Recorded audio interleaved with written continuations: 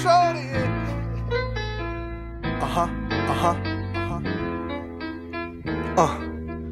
Listen, bright lights, plenty women, bottle out the bottle, so you know the boy spending. Well, welcome back to the Jay Davis Show. Our first guest, if you haven't heard, is in the building.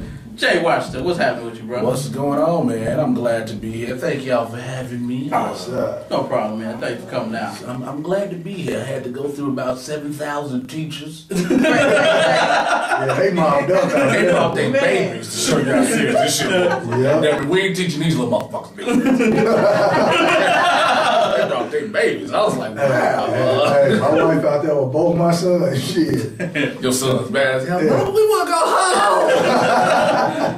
Real quick, man, tell us how you get started in comedy. Man, this is funny because I actually got discovered, for lack of better words. I was always putting crazy ass statuses on Facebook and whatnot, just bullshitting around because I used to be a professional wrestler. Yeah, I did that shit. I thought you still we'll talk about that later. Okay. So I was putting them up there, and then somebody saw them and was like, "Hey, you ever thought about doing stand up?" I was like, nah, not really. I don't know how to go into it because I didn't know how to get into it. So she was like, all right, let me make a few phone calls. So next thing you know, I ended up doing my first stand-up at the Checkerboard, doing Too Much Talent Tuesdays, and had a great fucking time. And then afterwards, I was like, yeah, I got this. I got the hang of this. Next time, I bombed like 9/11 every rip. I was like, hey, this ain't cool. But yeah, that's how I got into it, man. Oh, that's what's up. Yeah. So how long have you been doing it? It's just been 3 years. Oh, Just turned 3 years past August. That's what's up. Yeah. Hey, I remember, this is fucked up.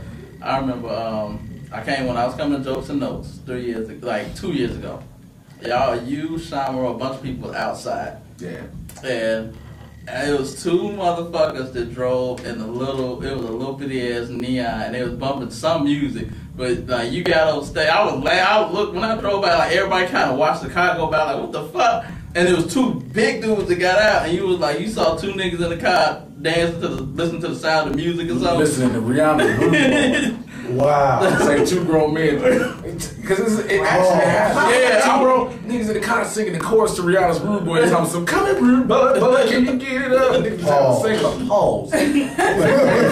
Y'all couldn't. Nobody decided that, hey, we might want to change the station. Right. Both of them liked the song. First of all, two grown ass men in a neon. Yeah, that is true. You niggas rubbing elbows. You niggas could at least get a Camry or something? Corolla. I mean, it's only about 5,000 boys. Two grown men in the neon is like Fred and Barney and they caught in the Flintstones. Y'all practically on the floor with your feet. That's crazy. So was your family happy with your decision to become comedy? Family? Shit. Goddamn. Family. Listen, I don't even doubt my family. I'll be real with you. I don't really, you know what I'm saying? I love my family who I do talk to, but I really don't talk to them like that much. So once I started doing it at first, they was like, whatever. You ain't gonna make it. All right. Funny at the dinner table, whatever. Then I had my first real big show. My auntie was like, give me some tickets. She was like, you know, I always believed in you. I'm hanging up this phone right now. So that's how that went. That's how that shit be too. Exactly like that. That is the honest to God truth. You know, they don't really want to support you. You know, they're like, whatever. They won't support you till you own. Man, that Monty called me the other day. Was like, you know, you doing all these shows, and I see you going all these places. I want to ask you a question. I was like, what is it, Auntie? Can I borrow $35? I ain't got no goddamn money. I got bills. So, I mean, how is it working with J.R. Bang? That's like my brother. I thought I was ignorant to a level, but Bang will say some things, and we'll be on the show, and I'll be like, oh, we're going to be off here next week. Bang is one of them types where he'll say how he feel, and he don't care. He'll give you that look like, what you gonna do? Exactly. What you gonna do? Like, when we had him on the show, like, I agree with him, like, man, somebody got to start telling the truth. Yeah. You can't sugarcoat it. Yeah, that's it. He one of those, you can't. And I'm one of those same type guys. You can't. And say, I mean, what you gonna do? I mean, it's out now. What you wanna fight? I mean, what the hell? You know what I'm saying? I said, which one do you want to send the deck up, huh? Right. 700 teachers down the street. One of them a white. Right.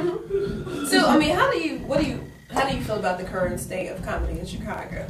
I feel in Chicago, I think we have we're primed to blow, first of all. There's a lot of talent coming out of Chicago. I mean, just recently we had the Just for Laughs Festival. It spotlighted a lot of Chicago comics, but with the rise of Deion Cole being on Conan, Hannibal Buress making major noise, TJ Miller, Kyle Kinane, Lil Rel himself. I mean, I can keep going on with names.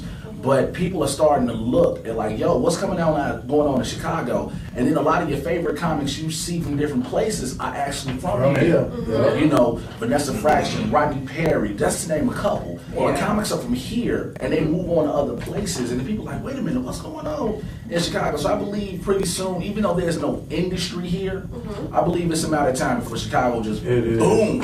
You know what though? Like I've noticed, like to see even like because Vanessa is a good friend of mine. Yeah, I would show Vanessa. That's my girl. And I've seen her growth, and a lot of people's first time seeing her was in the barbershop play, and she played the Baby Mama came in there. But like the thing is, Vanessa worked hard, man, and just to see her, like, man, shout out Vanessa Fraction and all the other comics that are moving and shaking. Because when I lived in Atlanta, I met 1 million people from Chicago.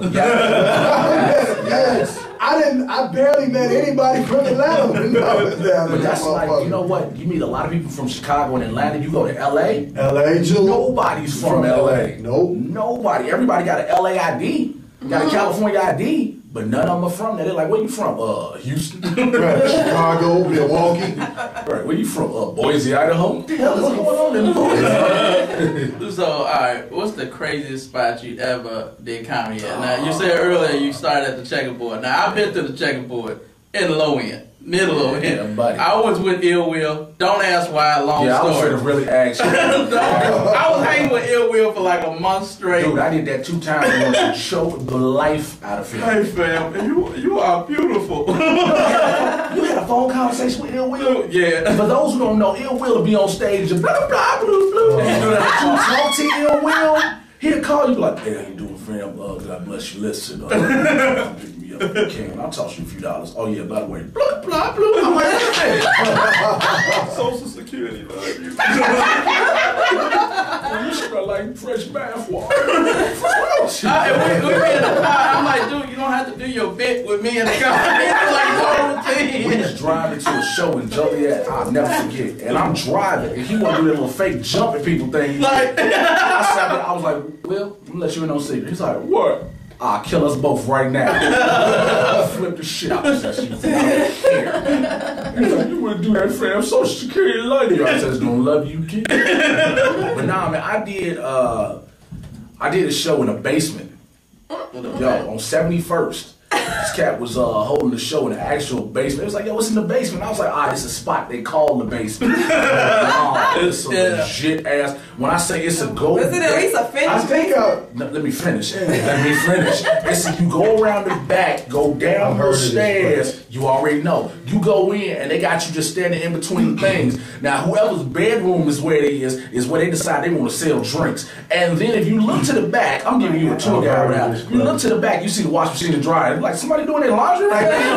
Like they didn't rent like 30 folding chairs. Like, yo, we finna have a great show. Nigga, I'm holding on to your water pipes telling jokes. We're gonna have a great show. Oh my God. This dude, one comedian, I think he's from up north, Armando Blacksicano. Yes, that's my man. Shout out Armando, yeah. That dude is funny. He told me about that place. Yes, sir. He told me about that place. Yes, sir. Yeah. It's a legit place. That is insane. He said they had people that go there too. Yo, people religiously come in, and the whole time you thinking like, this is really a drug front. They finna raid this because we on 71st by Marquette Park. Jesus. Oh, shit. I ain't got no bail money in my pocket. I don't know how I'm explaining this to my son. You know, your daddy was telling jokes when the feds came in. Alright. Now, you have confirmed you were a professional wrestler. Yes. What was your wrestling name? Trauma. What was your finishing move? A running Death Valley drive. Basically, if you ever see the firefighters put somebody on their shoulder to take them down the thing, yeah, I would put them on my shoulder, but I'd drive their neck into the mat. And listen, let me explain. This is the thing. I did it, and I'll never forget, I was at one show, and a good friend of mine, I had a match with him, and I had him up, and the whole time he yelled at me, don't break my neck, don't break my neck. I'm like, shut the hell up, and then drop him on the ground. He's like, thank you, shut up. You know, it was fun, though. I got a chance to travel all over the country doing that, man. It was a blast. I've gotten to make a lot of good friends in the business. I'm friends with a lot of people that currently sign the TNA Wrestling and WWE. No, okay. So I know a lot of them cats, I know a lot of the refs from each company. Our little cast is in all the big major independent feds and everything. So you know David? Otunga? Yeah. Let me tell you how I meet him. She said it like it's a cousin or something. You know David? I like David. David got biceps. That's like you said. No, I met David. He's nice, but yeah, he's cool. Let me tell you how I met Dave. I met Dave. We both work out at the Export on State Street. Okay, the state. Yeah. So I went in one day and I was like, I ain't gonna lie, I couldn't stand him because I hated how he got the business. Yeah. I was like, I hate this Because his wife, you believe? Yeah, that and I love New York. Yeah. So I was like, Yeah. I was on Twitter. I was like, yo, David Otunga's in here. I could just throw a weight at him. I was on Twitter just going in. So I said, you know what? I'm gonna walk up to him. He was on the bench press. I was like, hey man, I want to let you know. I know who you are. I'm gonna work on myself. I respect what you do. Blase, blase. He was like, oh, I appreciate it. So we had a conversation about everything. I was like, hey, this cat cool. I don't want to hit him with a 45-pound ride. I'm gonna drop it right on this. No, all you need is a 5 or a 10. That's what I was thinking. All I needed was All you need. But no, he turned out. He's a real cool dude. I'm very happy for his success. He's got definitely, you know, he's come a long way. He's a full. We got a chance to talk. He's a full product of the company. Like he's wrestling. Yeah, he's a wrestler. He didn't start out. He didn't start out like guys like myself who were in the independents traveling the country. He went down to the WWE's training ground. They said, we finna train you. Right. And now he has a career and he doing movies. I said, I need to hook up with Jennifer Hudson's sister. I understand. Just to be in the family. Oh my goodness. Oh, wow. Yeah, he retired from his lawyer career, law career. Hey, shout out to M Dub. I don't want to say this, but the shit was funny as shit. He caught me off guard. He was like, Jennifer Hudson had an autograph signing, and he was gonna go down there with a Free William Balfour t-shirt. Wow. I was so much But you know what? I know that nigga from the neighborhood. He's always been that. That shit was fucking hilarious, dude. When he put that tweet up, I went to his mentions. I wanted to see. People was like, how you think that shit funny? That's how funny people are saying that. I'm like, bitch, you like, he don't give a fuck. I guess you guys relate to J Hud because she is from Chicago. That we all shit love Jennifer funny. Hudson. So yeah, that's. If it's funny, I'ma laugh. I laugh at my own fuck that Some shit. things I just can't laugh at. That's I was like, You know, that was fucked up, but it's kind of funny. Kind of funny. Now, I've made light of some fucked up shit of my own. Like, that happened to me. So if I can laugh at my own fucked up shit, I'll definitely laugh at somebody else. I got these people mad with Lance Armstrong. I said, Lance Armstrong is pissed at his one testicle. Like, if you still had your brother, we'd still have our titles. So like, dude was like, that's not funny. He fought cancer. I was like, evidently he won. Just shut the fuck up. Him and steroids on. Anyway, how do you deal with like a loud heckler in a club? Easy. You got the mic. It's one of the things I had to learn. I do a lot of the diverse rooms. I do a lot of what's called the mainstream rooms, mixed crowd, black, white, Latino, whatever. And the worst thing that could ever happen in those crowds that don't happen in a lot of black comedy shows is bachelorette parties. Worst thing ever. Yeah. Worst I can see that. Bachelorette parties, they happen. They don't happen mainly in black clubs and black comedy shows. They happen in like diverse mainstream rooms. It's the worst thing happening. And what happens is these chicks come in already slap. I mean, they got dick shots, dick bracelets, and dick. They want to put a dick on the table and put the drink in. So you always got, and it's never the bride to be. It's always a friend that want. It's my girl's day. She finna get married. Why is your ass still single then? And it's what hecklers, you have to shut them down quick, because if you don't, you give them power to think that they can keep talking in the show. It's like, I got this mic, you will not overtalk me. You won't overtalk me, outtalk me, I'm loud, and I can talk fast. So I think you might want to shut the fuck up. I like to tell people this, I learned this line, I forgot where I learned it from, but it's the greatest line to use. You can either enjoy the show or be the show. If you want to be the show, you don't like the rest of it. I really enjoy it. Right. Can you tell us about a time with the heckler that you like won't ever forget? Oh shit, this recently, damn, where was I at? I was just at matter of fact, I was just at the checkerboard last week. I was at the checkerboard because it was recent. It was real light, the crowd was real light, everybody was drunk. For some reason, people wanted to be all damn near fucking in the checkerboard, and there was only 18 people in there. Wow. Yeah, it happens, right? I was like, why y'all don't get rooms? But it was this one dude, it was two couples together and one dude by himself. I was like, oh, y'all together? Yeah, cool. Y'all together, that's cool. what the fuck happened? So people would be like, my girl at your house. I said, your girl at my house, I'm finna have the greatest threesome ever when I leave here.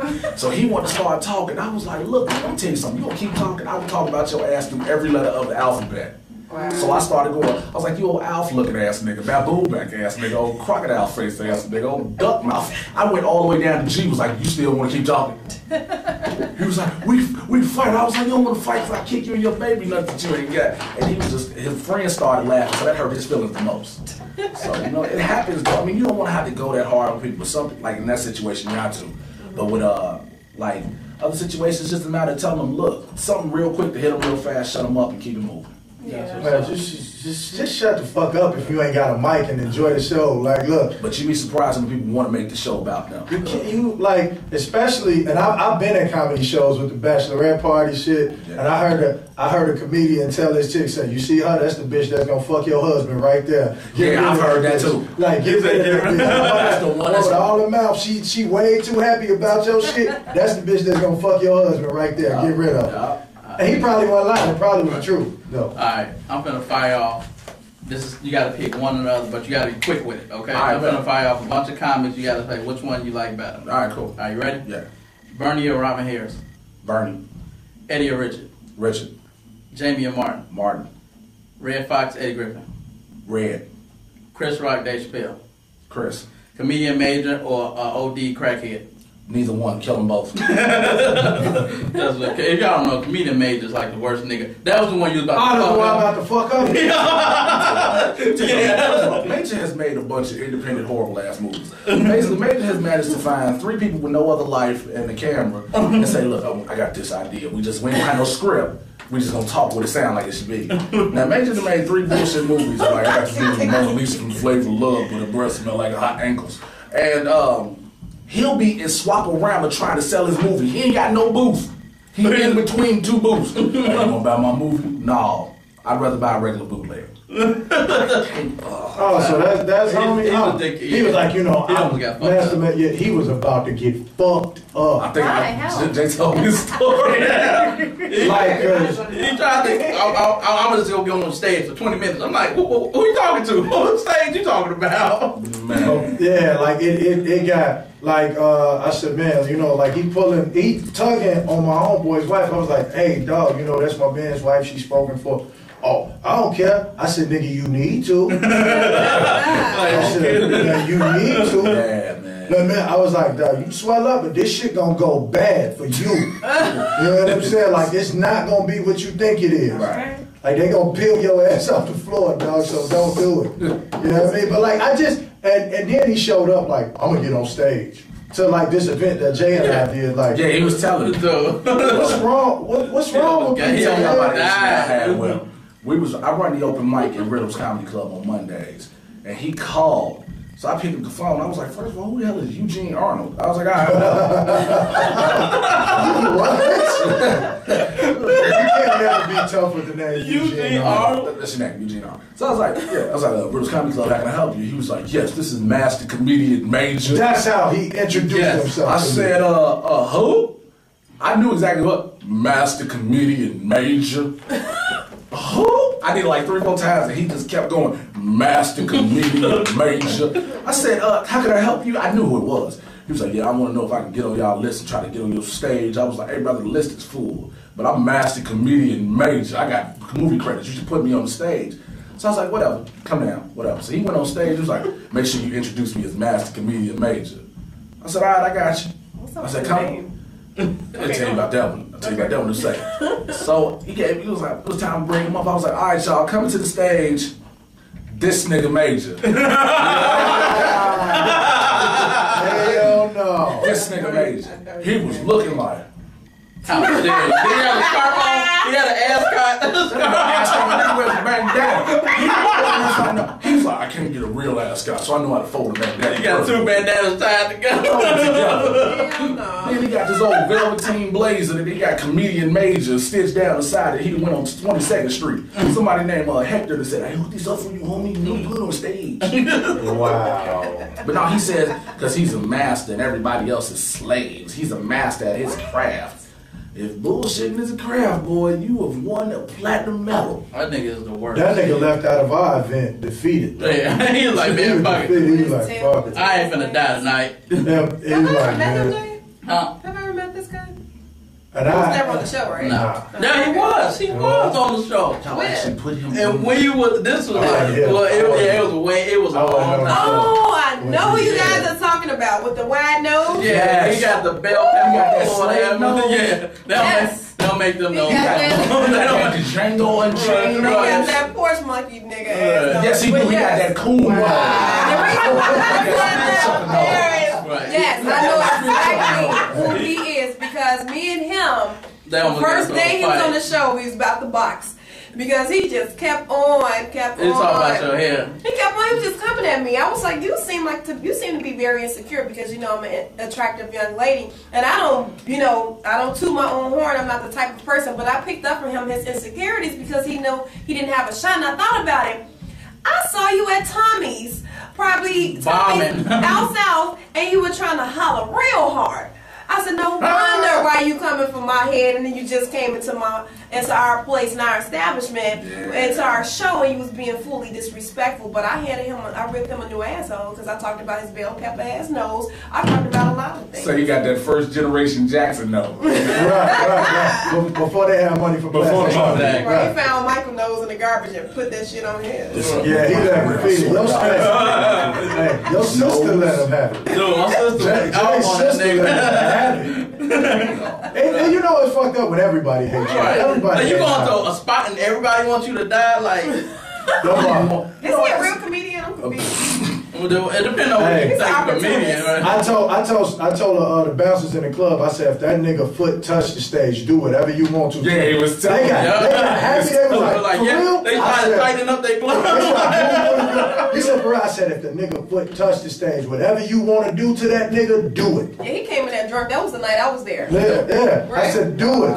They was like, man, dude, got to put it on his gloves. Like, yeah, there you go. You know what nigga said? He was rocking back and forth. Right. back and forth, smiling. Just smiling. Like what's so happy for? What about hit the stairs? Can I get him if he hit the stairs? Hey, he goes to somebody else, like bounce to somebody else, like, hey, need you to do me a favor. Look, tell that nigga go walk towards you. And spit the shit out there. Send him off and say somebody said, yeah, you can go on. Hey, listen, I need you to go tell him he is on in 3 minutes. Right. I said, no, guess what? Let him know.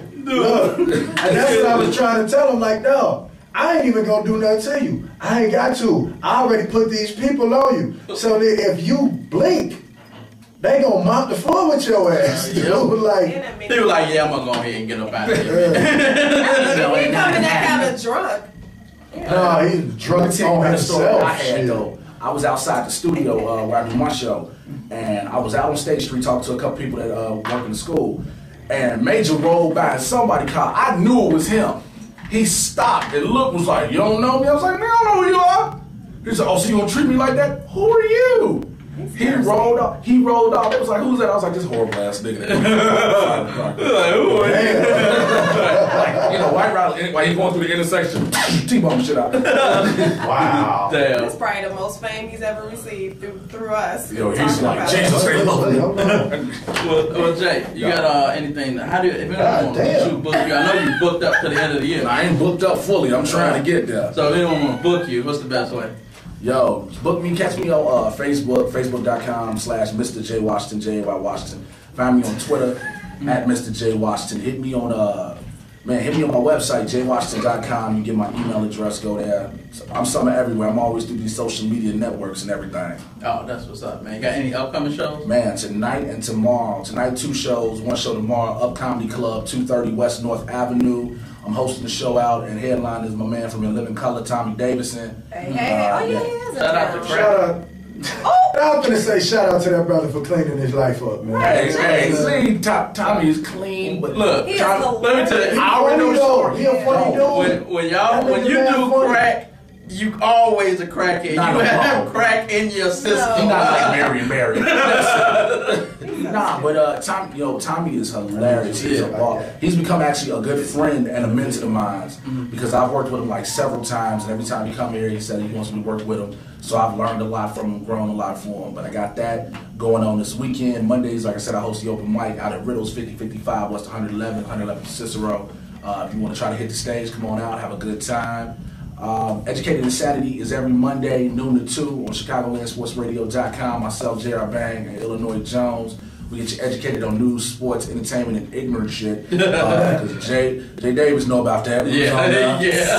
Know about that.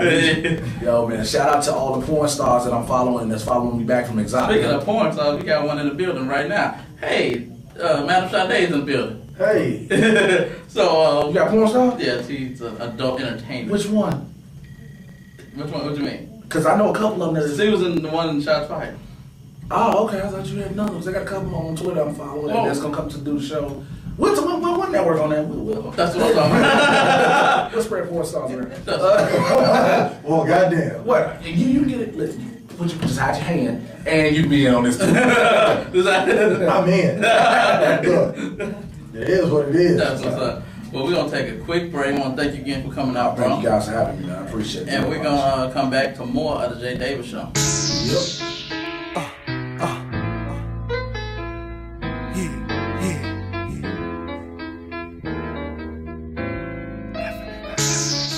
We don't need no patrol here.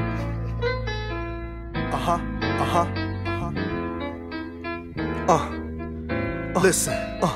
Bright lights, plenty women, bottle out the bottle, so you know the boys spending. I'm chillin', New York Yankee on. I hate love songs, but I'm writing one for you. What's up? This your girl Jamisha Trice, and I'm listening to the Jay Davis Show every Saturday from 2 to 4. Jay Davis, you nasty.